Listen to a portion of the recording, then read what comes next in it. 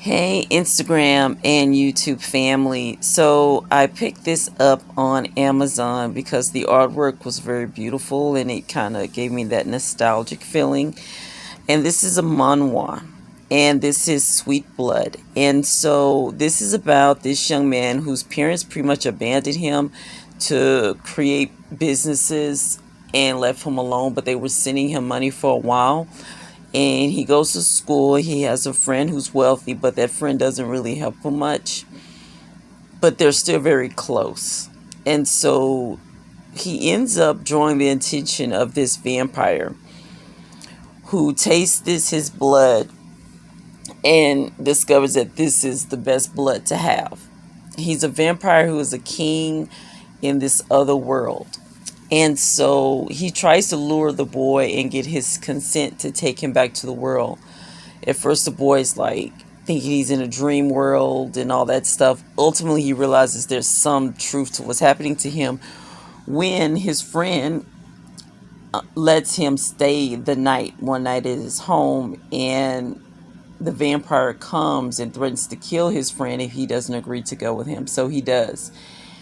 Now, the vampire thinks that his name is Soho, the young man, thinks that he is a girl. And so apparently this vampire had a situation in his youth where he mistaken a boy for a girl, and he became very paranoid and homophobic.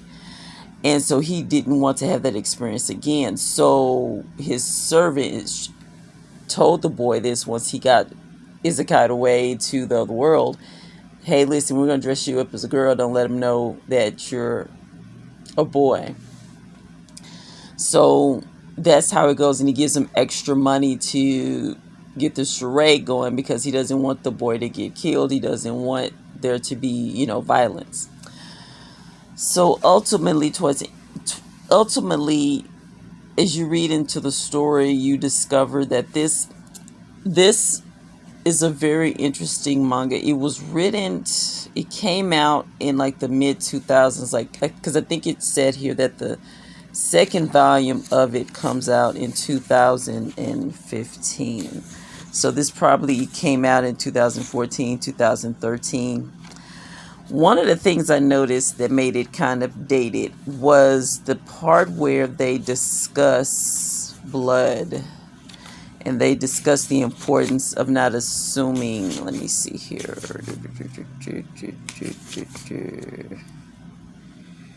The boy passes out and faints, and I don't want to do too much. Okay, yeah, the boy passes out and faints, and he says, what does he say? I haven't done anything wrong, blah, blah, blah. Stomach is sensitive. What if I had a... Yeah, he talks about AIDS. He's like, AIDS, you probably just watched me die for... Yeah. And then he goes on to say, AIDS isn't an airborne virus. Even sex can be safe if you use protection. Ignorance leads to vague fear of the unknown. It's also disrespectful and hurtful. And so, because he made this comment about, if I have AIDS and I die, you wouldn't care and all that kind of stuff. And so he, checks him. And so his friend, this is the wealthy friend, checks Soho. So the thing about that is, during this time period, because I'm a woman of a particular age, practicing safe sex, it was still a big thing that they promoted.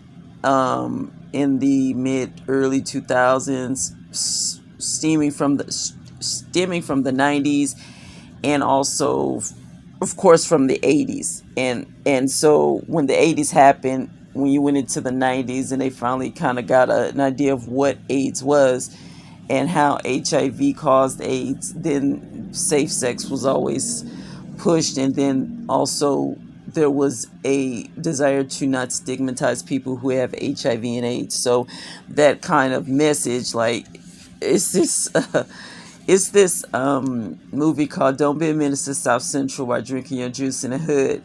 And it's a Wayans Brothers film. And in there, every time one of the Wayans was to pop up and say message, when they just gave you like a gem about being safe about this or whatever. And so that's what a lot of things were, a lot of those messages or a lot of those things to promote a healthier relationship with our fellow citizens who may have HIV and AIDS, not to stigmatize them.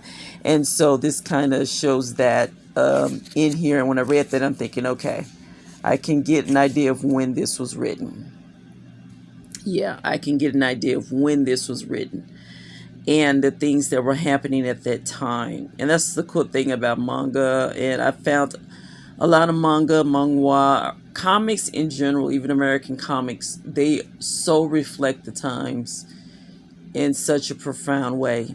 But yeah, so this sprung some nostalgia, and the as the series goes on, it's not a bad series. It is a boy love novel. So during this particular time, even the manga series, The Tyrant Falls in Love, you deal with this, like, the guy that's very angry or homophobic who secretly is closeted and ends up falling in love with a guy. That trope was like really big in that time.